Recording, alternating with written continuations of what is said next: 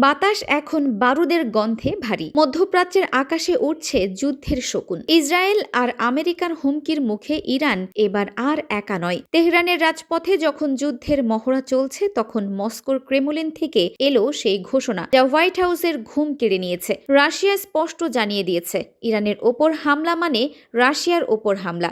কিন্তু কেন ইউক্রেন যুদ্ধে ব্যস্ত থাকার পরও পুতিন সব শক্তি নিয়ে ইরানের পাশে দাঁড়ালেন? পর্দার আড়ালে এক ভয়ঙ্কর যুদ্ধের প্রস্তুতি কি তবে সম্পন্ন?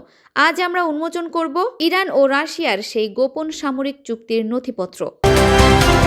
দর্শক, ইরানের এবারের প্রস্তুতি অন্য যে কোনো সময়ের চেয়ে আলাদা। এটি আর কেবল মৌখিক হুমকি নয়। মোসাদ ও সিআইএ এর রিপোর্ট অনুযায়ী ইরান তাদের পারমাণবিক স্থাপনা সুরক্ষা কয়েক গুণ বাড়িয়ে দিয়েছে। মোতায়েন করা হয়েছে হাজার হাজার দূরপাল্লার ব্যালিস্টিক মিসাইল ও শাহিদ ড্রোন। ইরান এখন কেবল আত্মরক্ষা নয়, বরং প্রি-এম্পটিভ স্ট্রাইক বা আগাম হামলার পরিকল্পনা করছে। আর এই সাহসী পদক্ষেপে তাদের সবচেয়ে বড় ভরসার নাম হলো রাশিয়া।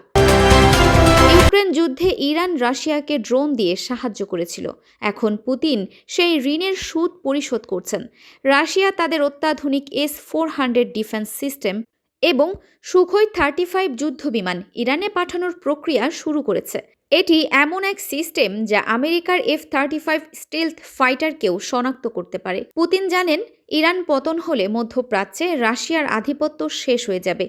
তাই আমেরিকার রাডার ফাঁকি দিয়ে ইরান কিভাবে মিসাইল ছুড়বে তার ব্লুপ্রিন্ট তৈরি হচ্ছে মস্কোর সামরিক ল্যাবে। এই ডিফেন্স প্যাক্ট আসলে পশ্চিমের জন্য একটি মরণ ফাঁদ। কটি ভুল সিদ্ধান্তই যথেষ্ট পুরো পৃথিবীকে জ্বালিয়ে দেওয়ার জন্য। রাজনীতির এই দাবা খেলায় ইরান এখন এক অপরাজেয় খেলোয়াড়। আপনার কি মনে হয়, রাশিয়া কি সত্যি সরাসরি যুদ্ধে নামবে, নাকি এটি কেবল কূটনৈতিক চাল? কমেন্টে আপনার মূল্যবান মতামত জানান।